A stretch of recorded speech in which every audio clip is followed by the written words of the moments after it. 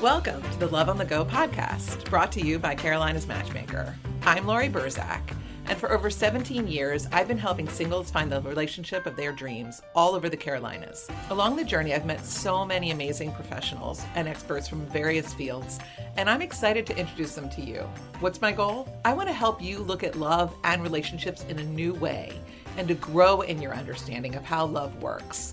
Let's learn together how people have overcome personal obstacles and have found love, first and foremost with themselves.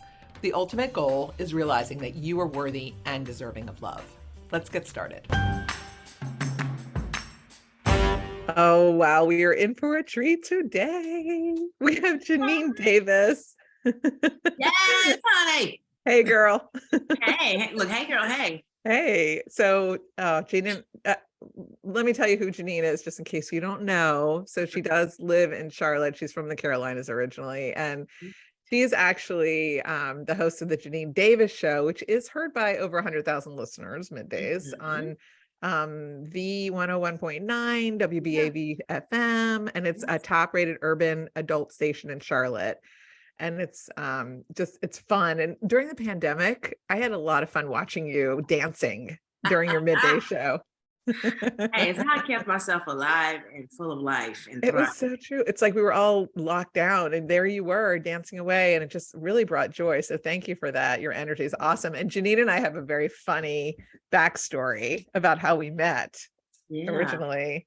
Right. Do you want to tell them how we you came into my life. Yes. At a time when I was thirsty. No, I'm not thirsty, but just wanting love. It hasn't really changed that much either. Laurie. Okay. Yeah, I want to talk about it. Yeah. So we met, and I think it was Morgan at one of the TV stations. Yeah. Said, hey, I would love to get Janine and another person involved with Laurie and to do a matchmaking session. Yeah. So that's how we met. She matched me with this gentleman. He was really nice. Was really nice. Was really nice. Yes. Well, it was a moment in time. It was a moment. You came to one of here's what happened. You came into my office with Kelly, and who was the other person, and we talked all about what you were looking for in someone and what you both wanted out of the experience. And we decided I'd set you up on a couple dates. But what I did do is I had an event, and at that event, before you walked in, I met a really nice guy, and I was like, I wonder if they could possibly be a match. I'd never met him before. And you walk in and you literally talked to him for the rest of the night, and you were excited about it. Yes. I remember talking to you. Yes, he was a good match. It was. Yeah. So kudos to you for matching me. Yeah. But you know what? It was also at a really weird time because we were just getting into the pandemic. Oh yeah. And like we weren't going out. And so that was our issue. We couldn't go out because he didn't feel comfortable, and neither did I. Yeah. So we did a lot of conversations over the phone. And then I just think we just eventually simmered down.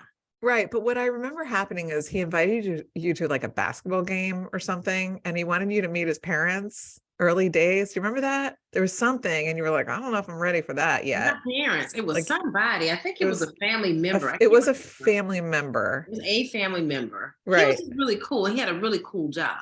Yeah, he did. For high school students. And he had that kind of coach, kind of tough guy exterior that I was so attracted to. So you hit the nail on the head in matching. Yeah. But I think it was timing. Timing is everything. Right before the pandemic. Well, maybe we need to circle back. I'm just saying. I don't even know. Is he still here? I don't even know if he's still here. I don't know either. Are you single right now? Yes, girl. Okay. All right. Still single. And you are okay. So, like, share your age. If you've been married before, if you have kids, like, share all that. Yes, my profile. I am 56. Okay. 56. I know, right? And no children. Okay. Married, came close to being married once. Okay. And that didn't work out. Okay. I was like, do I really want to do this with him? But anyway, so I'm a radio personality. I've been in the Charlotte market for over 25 years. So this is really home. I love to travel. I love fashion. I love cooking. I love trying things new. And the last place I've been was, where did I go? I just went to DC not too long ago. Just took a quick weekend in DC. It's fun. restaurants and just eating out, meeting new people. And so I'm still all about having fun. But I will say though, for the first time, and I don't even think I said this when you were matching me up. Okay.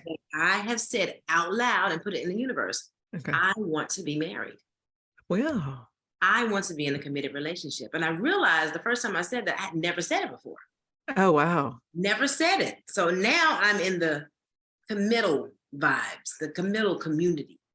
So that's what I'm looking for. I would like to have a committed relationship, a companion. Leading to marriage. Yeah. Now I will say this also. Like if we don't get married, I think that's okay too. Like marriage isn't a deal breaker for me. Like I don't have to get married. But I do want a lifelong partner. I want a best friend that isn't my girlfriend best friend. Exactly. I hear you. And but you had never really felt this way before. No, and that's so crazy because I'm 56. And so, you know, while I was in college, and it's so weird, I went back for my college homecoming not too long ago. And I see these couples who dated when they were in college. And I was like, wow, I so didn't want to do that. And I didn't. Okay. And this one guy I saw, he's like, you know, you broke my heart, right? I said, what? 30 years ago. I said, what are you talking about? He said, yeah, you broke my heart. I really liked you. Okay. Did you date him for a little while, or was it just something he was into? We just had, you know, a few moments together. Okay. But again, you know, I enjoyed my college experience. Not to say I was just kind of out there. Right. But I had fun. I wasn't committed. I was not. And people, you know, knew that. The guys that we talked to, they understood. I was really clear.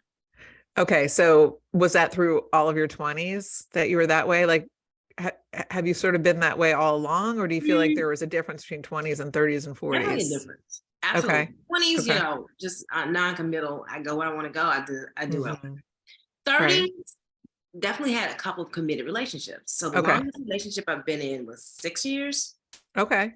And that was one in my 30s and one in my 40s. Okay. So I can count on one hand the number of serious relationships I've been in. Yeah. And it's been about 4. And so they last, and I'm in love, and they're in love, and you know, timing is an issue. Or, you know, I have been accused of getting bored, and so I think that, but I also think that speaks to my level of seriousness and wanting or not wanting a commitment at that time. Okay. Now it's different. Now I'm like, okay, I really do want to commit myself to a partner, and I am committed. I never cheated ever. Okay. While I was in those relationships, I was in. I'm a Libra. So when we're in, we are all the way in. Okay. And love hard. I love hard. Not crazy hard, but I love hard. Okay. And I think most women can attest to this. When we're done though. We're emotionally detached. We're like, yeah, it's not going to work for me. So how's dating in your 50s different? Like, what have you learned? And do you feel like you're looking for different things now? Yeah, that's a good question. I have learned that I have to stick to my guns, meaning what it is that you say you really want, Janine, don't try to skip around on it or nudge it to the side and say, well, no, I can probably do this. No, I can't.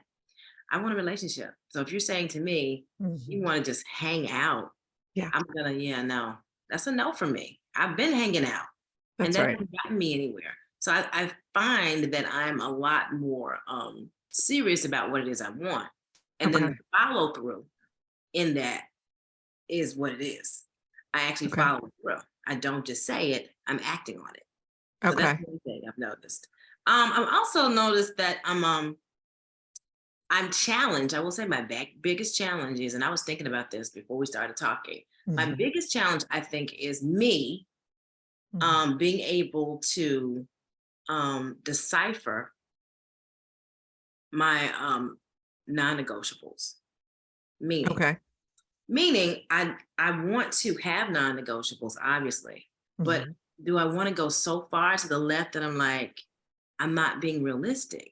Do you know what I mean? I don't want it to be where if I say, well, if he's gonna do what he says he's gonna do, let's say he says he's gonna call me, but he may not call in the hour he says he's gonna call, he calls the next day. Is that a reason to just say, it's over, I'm done? I found in talking to a lot of my friends in our 50s who are single, we say that a lot. We say, yeah, I can't. We say I can't a lot, meaning we're not going to take this. We're not going to take that. But I've got to be really careful in saying that, I've noticed, because, you know, that's not how real life works. I know you can say, yeah, I don't really like a guy who, I don't know, has a tendency to curse a lot, Right. for example. I mean, is that realistic to just cut it off then? We're not really going to have a relationship because of that. So I just got to be more realistic. And I don't feel like I am doing away with my rules. I'm just kind of softening up a little bit, I think. Okay. Allowing a little more grace. Does that make sense to you? It does. I'm trying to balance it a little bit more, as opposed to just saying, this is out of the question, forget it. It's not going to happen. Well, I agree with you. And then, so here's the difference. Cursing to me is different from somebody saying that they're going to do something and not following through, like calling you, because that shows they're not really thinking about you. And if you're looking for a future mate that is thinking about you, which is what you deserve, them saying, yeah, I'll call you later, and then not doing it, it's kind of like, I get that. It's like cut and go. Yeah. And if it happens multiple times, how does it make you feel? It's done.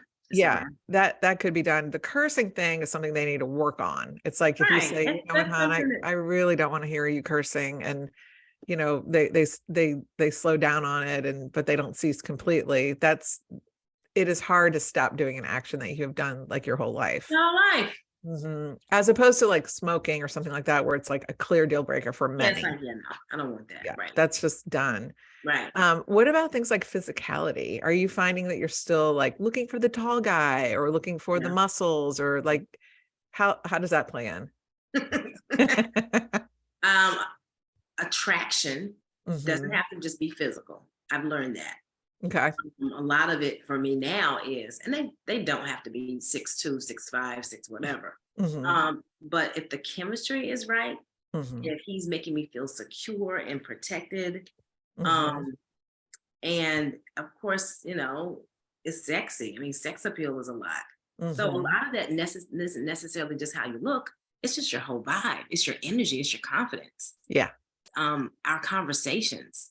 It is some of the things that you do in the middle of the day, like getting a text and saying, good morning, gorgeous, or I was just thinking about you. Or so all those things make you sexy and look good, even if you are, you know, 5'9". So which, by the way, is the average height of an American man, just saying. Oh, sorry. And you're like what, 5'3"? How tall are you? Yeah, I'm 5'4", actually. Okay, you're tiny. 5'4". Yeah. 5'4". I mean, you're tiny also in stature. I mean, you're very slender, you know, you're a very compact person. Just put you in a pocket and go. Compact. Tiny. I like that. I'll take that. Yeah. So, I mean, really a guy who's 5'9" to your 5'6", whatever. I mean, I know. I mean, listen, I've dated 5'9" guys before. Yeah. I have not. I don't always date the 6'2s, but I've had a lot of 6'2s and 6'3s. Well, it's funny because the guy that you met through me was a very tall man. Yes. Yeah, he was. He had a broad back and shoulders. Yeah, he did. I am attracted to that. I just have to be honest. Right. But sometimes we're attracted to people, like you said before, that you wouldn't expect it. Like maybe he is following through with calling you every day, and maybe he is thinking about you, and maybe he does stop the cursing, and it's like, oh, well, he's not exactly my physical type, but I like that he's taking direction and he's following through, and it appears that he's treating me well. I mean, all of that is so important. That's so crucial. Treating you well and knowing that you deserve the best. You deserve to. I deserve to be treated well. Period. 100%. No question about it. So I think when you feel that way too, you exude that.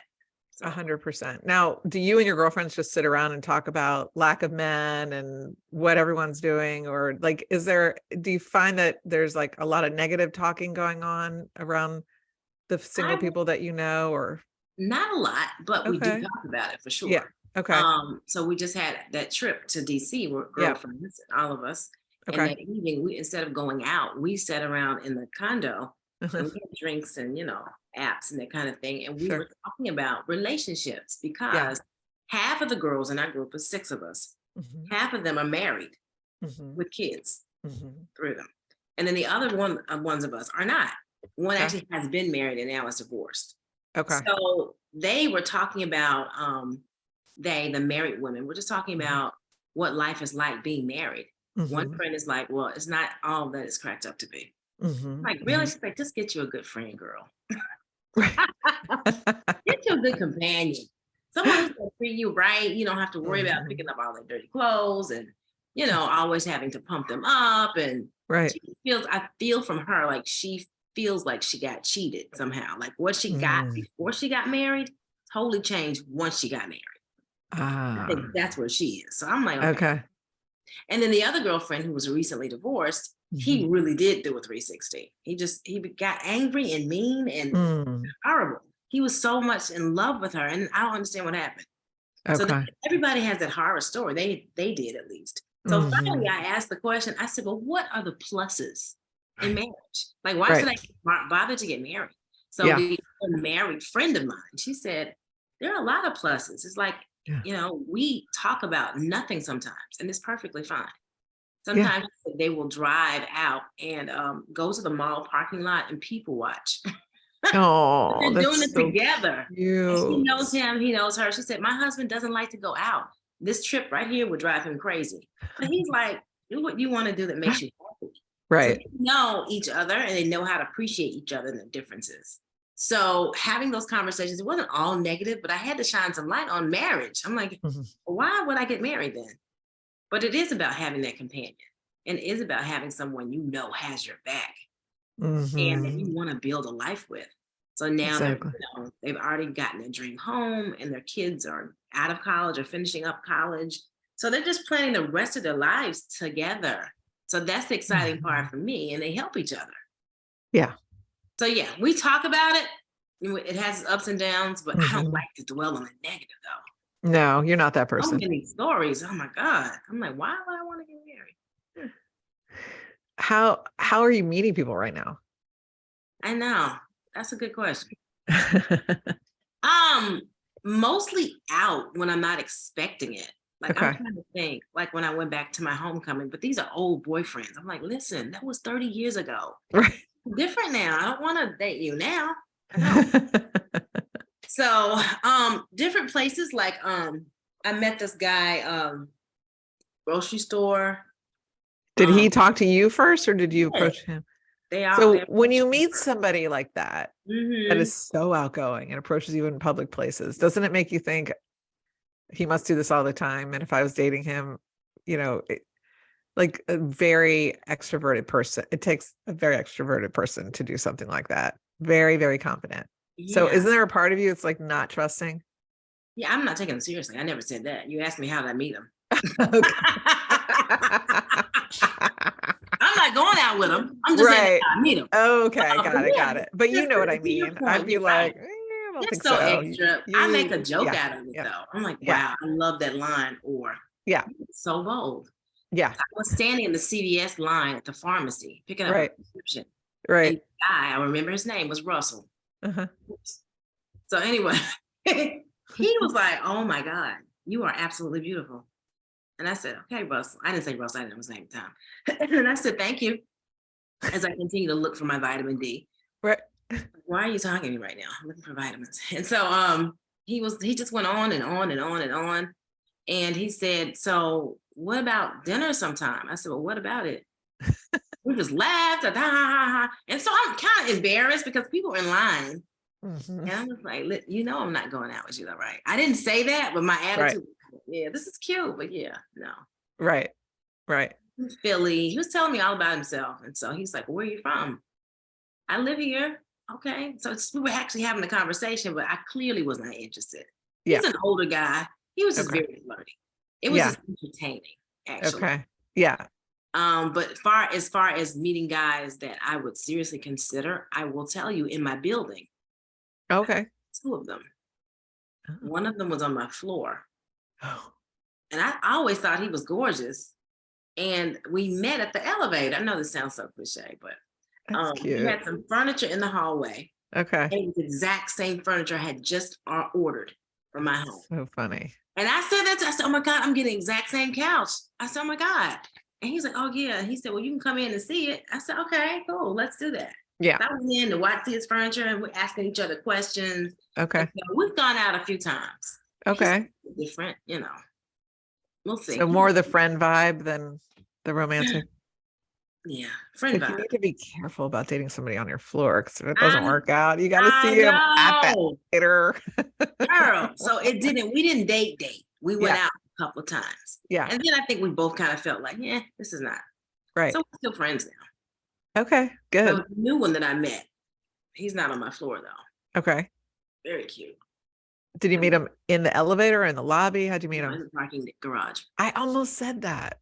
So was it the kind of thing where you're like, who started talking to who? How'd it go down? We both pull in at the same time. I'm back in. He's already backed in. And I'm getting my things together out of the car. He's already out of the car. This is the first time I really saw him because normally you just rush and get to your car and do your thing. Sure. I was like, wow, he's kind of cute.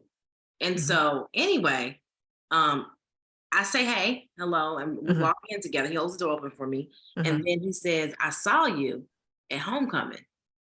The homecoming was at my college in Greensboro. I said, really? He said, yeah, I started to say something to you. I said, why didn't you say something? He said, yeah, you just look like you were really busy. I said, you were at my homecoming. He said, yeah. He said, y'all were really lit. I said, well, what was I? I wanted to say, what was I doing though? Was I doing something inappropriate?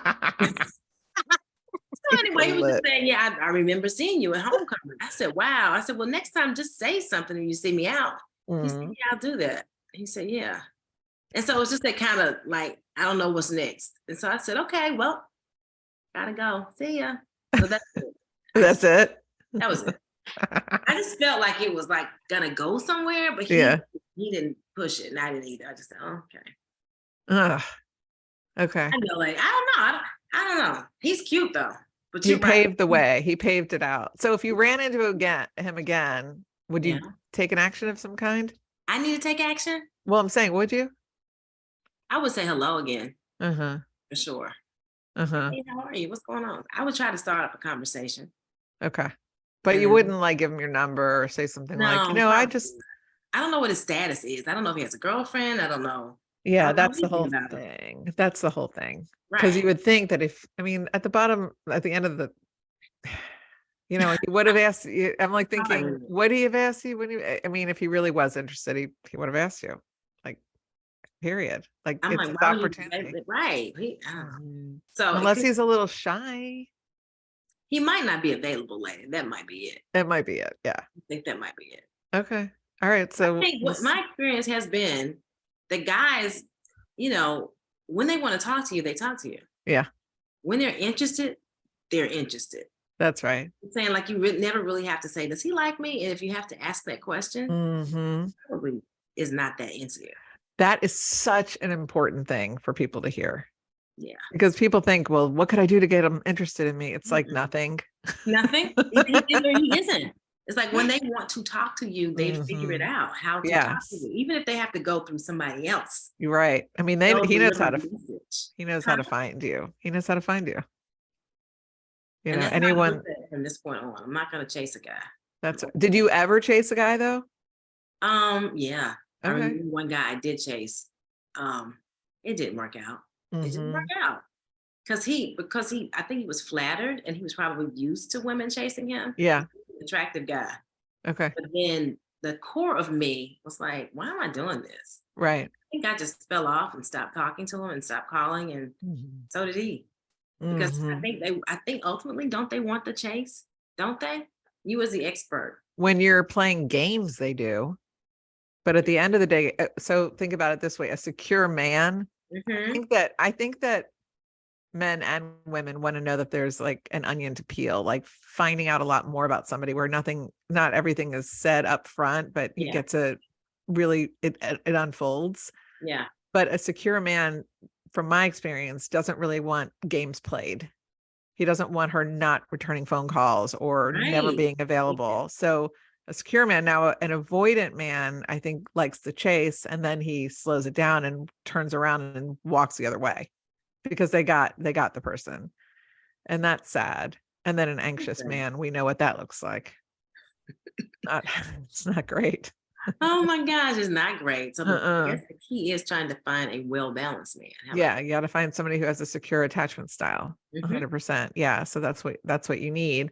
Yeah. And the guy that didn't ask for your number, he could very well be secure and in a relationship. And he's like, okay, well, I'll acknowledge that I saw her, but I didn't go out of my way to talk to her because I've already got something going on. And that completely makes sense. What about online dating? Have you ever done that? I have. And I did Bumble. I did Match, gone out on a couple of dates. Okay. And then the thing was so crazy, the very thing that I feared, which was I don't want people to know me. You know what I'm saying? Like recognize you? Yeah, like that's not what I want. Yeah. That's what I got. Okay. They're like, oh, I know you. Right. And then they'd ask me questions about things that I said on the air. What? Do you really feel this way about men? I'm like, oh my God. So then I'm totally turned off at that point. I don't want a fan though. I'm not trying to sound obnoxious, but no, you don't want a fan. You want somebody. Yeah, no, 100%. Have you ever tried? Okay, so you were on Match. Did you do professional photographs? Do you feel like you represented yourself well?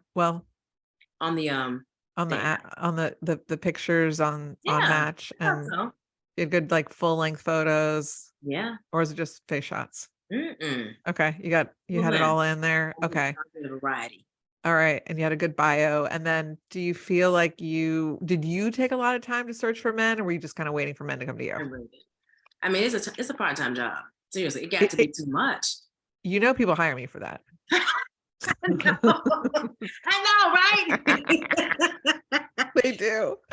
That's what I offer. Then you understand. I do. It is a part-time job. I literally do that part-time for all of my clients. So what would you do? Like literally, you set up my profile. Yeah. And then you reach out to people who say they like me. Yeah. Here's what I do. Photo shoot, styling, photo shoot, select the photos with you, help you write your profile, get you online. We like to use Match. And then we look through and find 5 men a week that we think would be good matches for you. All the while we're going through the people that like you, delete, block. And then the ones that look decent, I'll like back, it'll go into your matches. And then you and I get on a call every week on Zoom and we go through it all together. My last podcast was all about that. Well, or by the time people are looking at this, it could have been two podcasts ago, whatever. The point is that I interviewed a woman that went through it all with me and she found her boyfriend that way, because you have to keep pounding the pavement. It is a part-time job. And you do have to reach out to people sometimes, because a lot of guys are like, here's the only difference between online dating, kind of your attitude on if somebody wants to approach me, they will. With online dating, it's a little bit different. It's okay for a woman to do the first outreach. I'm not a fan of like multiple outreaches, but if you like them and then send them a little message, it's their choice. It's in their court, and then they may or may not respond to you, but at least you've given it a shot. Because a lot of guys, they'll sign up with high hopes and expectations, and then they'll get busy just like you do. And they just don't get on there. They don't get on there searching. And then maybe they're only responding to people that like them. So it's the same thing for everybody. Nobody wants to be doing it, but they know it's a means to an end, period. Right. And that's right. Yeah. So I would encourage you to get back on Match. Yeah, I would. And if you want, I can go through it with you. Yay. I definitely need help. I mean, it was fun. It was fun in the beginning, but then it becomes cumbersome because it's like. It does. And then, I always like to run a background check. You can do that with Ben Verified or Truth Finder, whatever. Just run a quick one just to see. It's not like a fail proof, but it's a little bit of information. Absolutely. And, better safe than sorry. Right. And then, obviously you meet them in a public place. You never leave your drink, just there's so much to it. All but the basics that you tend to ignore. Exactly. And pretty quickly if it's somebody that you would want to pursue a relationship with. Generally you'll know within 20 minutes or 5 seconds, I feel that way now. I feel like, so I did meet this guy. I really liked him. Okay. How'd you meet him? I met him on the job and I said, well, go get your cousin. Where is he? She said, okay. She brings him back and he's this Adonis brother. I'm like, oh my God. Anyway, he's like 6'3", literally tall, dark, and handsome. Just the epitome of everything I want. Okay. anyway, so long story short, we meet and he's like, how are you? And we exchange numbers. He lives up north. He was in town to buy a house. Okay. And so I was like, oh, wow. So I'm going home to Greensboro the next day. And I'm like, he's like, I really want to take you out to dinner. We agree to go out to dinner. I get back from Greensboro on that Sunday. We go to a really nice dinner. He's there. He walks in. I'm like, oh my God. So anyway, we have great conversation. It's like I've known him for 20 years. Oh. He sees another cousin of his because his cousins live down here. And so he's like, look, let's go say hey to my cousin. So he grabs my hand. Nice. I know, right? And we walk over, introduces me, and so it so happens I know the cousin. We're talking. So it was a great, perfect night. Okay. I go to the restroom. He's sitting at the table. I was like, come back. And he's standing in the middle of the aisle. And I'm just like, is he going to move out the way? And so then he kisses me passionately. What? He grabs the back of my neck and ever so gently. Oh, that was a moment. And I'm just like, did I just kiss him back? And all these people are here, bro. What? So he's like, I'll see you in a few. So then he goes to the restroom. I'm like, oh my God. Was it too much too soon, or do you think it was appropriate timing? Hell no. I was fine with it. I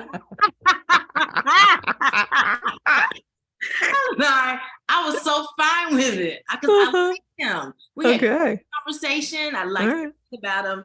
He was tired. He was moving here, buying a house. He was getting a divorce. He told me he was getting a divorce. All right. So that was the thing. So he told me that before we even went to dinner. He said, I said, so what's going on here? What's your story? He said, well, I have a pending divorce. And so it wasn't really the time to talk about it when we were out at the day party. So I knew this would be the perfect time. And I said, how pending? How pending is it? And so I guess he's in the process of getting, I don't know what that means. I just know you're still married. That's all I know. Period. So that was the issue. I was like, that was it. Okay. So you cut it off at that. We went out a few times. We literally talked every day until he moved here. He moved here like a week ago. We talked every day that was like 2 months of talking every day. Came here, I invited him here for a football game. I felt comfortable with him. I'm like, he could stay in the second bedroom. Okay. Came, stayed in the second bedroom. I was like, hey, none of that's gonna happen. Okay. And we were both cool with it. Okay. And I had a phenomenal time. Again, seemed as if I had met him and I've known him for 20 years. Okay. I think I made the mistake. And then it changed. It really changed. Damn it. So that still speaks to, and I think whether that happened or not, that's still who you are, though. That's what you do, right? I don't know if does it really make a difference? Now he's saying, okay, well, now I can't treat you the same because I don't have respect for you. Is that what it is? What happened? So just because you have some kind of sexual encounter with somebody doesn't mean everything needs to happen. Did he stop calling you and stop communicating, or what happened? Not immediately. Okay. Not immediately. I did notice small changes. I noticed small changes, like not calling when you say you're gonna call. Like before, you were like on it, like boom, boom, boom. And then I called him out on it. I'm like, listen, is this the after sex effect? Yeah. And he said, no, absolutely not. And then he went on to apologize and explain, I had 30 years of my life in the city and I'm now moving and I won't see my kids as often, even though they're grown.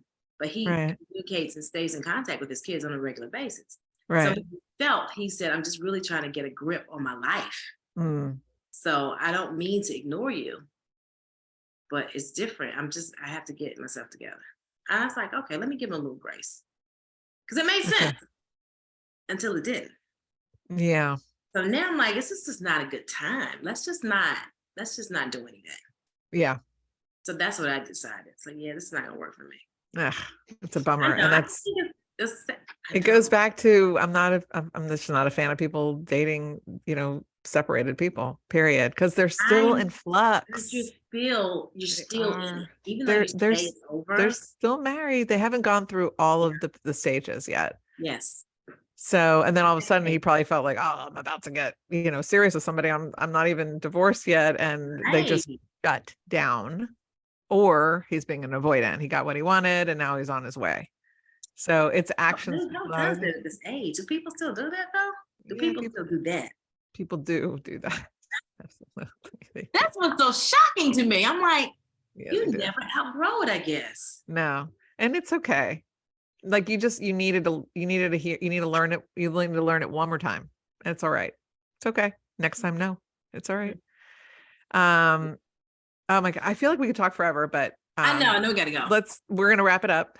I know that you have a special charity that your GirlTalk Foundation that you created. So I'm gonna put that link in the show notes if people want to learn more about it. Absolutely. And give. That would be phenomenal. It's for character building programs for developing girls ages 11 to 16 year olds. Okay. Self-awareness, self-management, and social competence. I love that. I'm going to look that up myself. Yes. That's awesome. Okay, cool. And where can people find you? Socials, you're everywhere. Yeah, at Janine Davis or JD Diva. Okay. At JD Diva and online, JanineDavis.com. Perfect. Awesome. Janine, it has been a pleasure seeing and talking to you again. And thank you. And I miss you. And let me know when you want to go over your match profile. Absolutely. We could do it later for sure. Okay. Thanks for listening to Love on the Go. I hope you join us on our next episode. You can make sure to know when it is by following us wherever you listen to podcasts. Also, if you enjoyed it, it'd be great if you left us a review. I'd appreciate it. In the meantime, to learn more about me and how my team can help you, visit carolinasmatchmaker.com. Until next time.